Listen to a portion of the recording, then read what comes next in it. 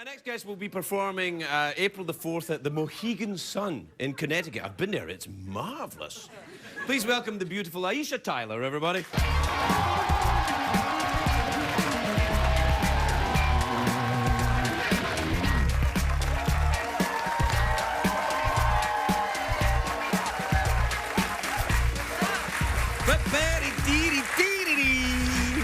Hello, lovely. Hello there. You look spectacular with your jangly shorts and everything. With my crazy, meaningless outfit of tricks. I don't know. I think it's spectacular. Thank you. Are they what the kids call bloomers? Yes.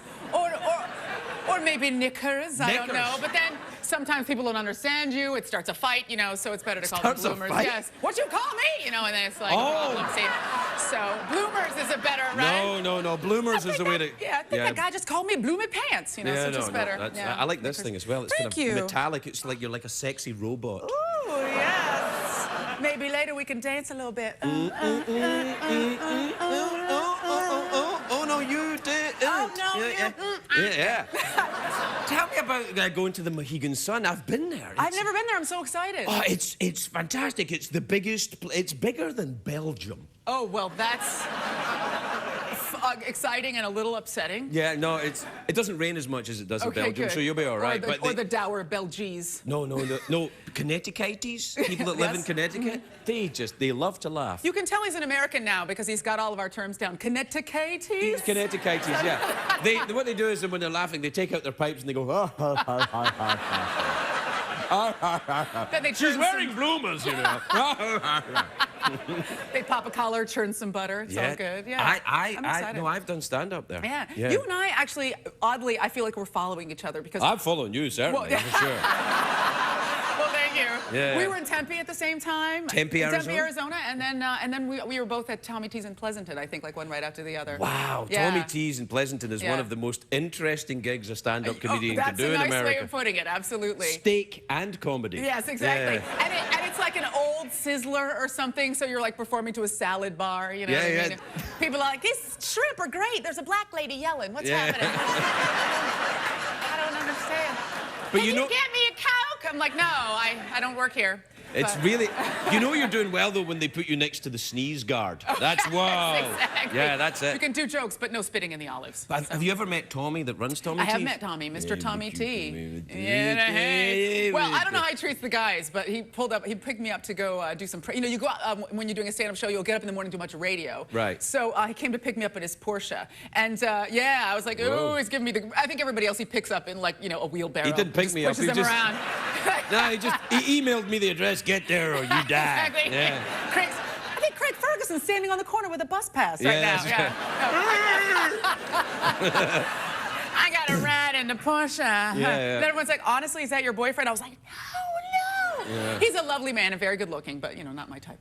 Really? Well, you've been married now for 100 years. I've been married for 100 years. I have been. I married my college sweetheart. Yeah. That is adorable. Isn't that nice? Yes. That's lovely. Yeah, it's awesome. Yeah. He's a really sweet. You know when you've been married, well, when you've been with someone for a long time. Right. I've never had the experience. Never had that experience. Craig's like, every night's a first date to me, darling. And you're like a rock star. You're like that one in the back. You get a pass, you know. But sure. That's right.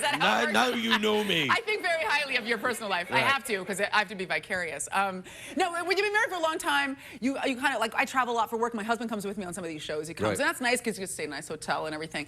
But when you've been in a couple for a while, you don't really want to have sex at home that much, you know, because it's Wednesday and Top Chef is on. You know, you're like, you Top Chef, I don't know, but. You know, but when you're in a hotel, I don't know if you've noticed this, you get in a hotel, especially if you've been in a couple for a while, you have to have like the crazy, dirty hotel sex. Has anybody? Yeah, absolutely. Right? You know what I mean? Like, like at home, you're like, stop poking at me. In a hotel, you're like, how can I get my DNA on every surface in this room? That's what I'm like. I am filthy in hotels, and I'm on my own. There's nobody with me. I'm just like, bitch. Who's my daddy? Pull my hair. My daddy? Yeah. Apparently, we've both done that at some point.